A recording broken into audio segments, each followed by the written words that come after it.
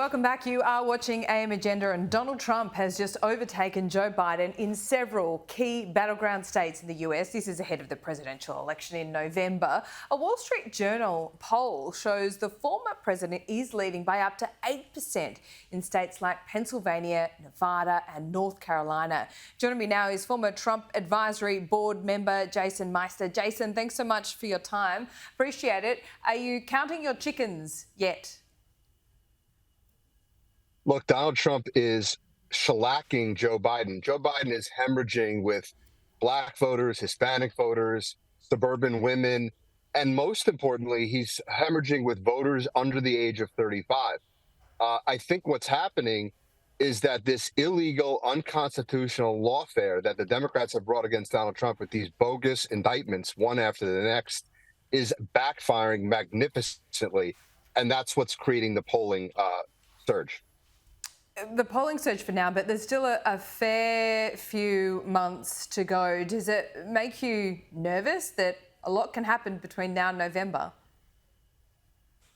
Look, there's only 215 days until Election Day, and you're seeing these historically Democrat lockhold voters like suburban women and blacks and Hispanics, and they're surging over to Donald Trump. I think people realize that there's no greater contrast between the 4 years under Joe Biden and the 4 years that they had under President Donald Trump's leadership. We have the biggest issues right now in this country are immigration, inflation, the economy, and crime. And if you look at those three issues, Donald Trump led this country to greatness. And Joe Biden has destroyed this country when it comes to those three issues. Yeah, there's a few other things, I guess, in the periphery on the foreign policy side of things. What is Donald Trump's position on Israel?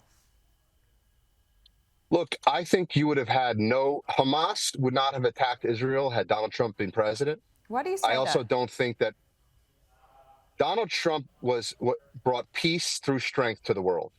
Okay. He used military might only surgically, but he deterred our enemies. Our enemies do not fear Joe Biden, and our enemies feared Donald Trump. They didn't know how he would react, and he deterred them. And I think that you wouldn't have had Russia attack Ukraine. You would not have had Hamas attack Israel. And I think what the next shoe to drop is China attacking Taiwan. I would predict that that move would happen sometime in the spring when the winds die down the Taiwan Straits. But look, there's no question that Donald Trump scared our enemies from doing these things. And there was world peace around the world. Well, you had the Abraham I've got to Accord. say, Jason, the conflict in the Middle East between Israel and Gaza has been going on for quite some time. It has been intractable. There's never been a solution, even in Donald Trump's But there time. was, but the attack on October 7th with Hamas would not have happened. Joe Biden has funded Iran billions of dollars, and Iran funds Hamas and Hezbollah.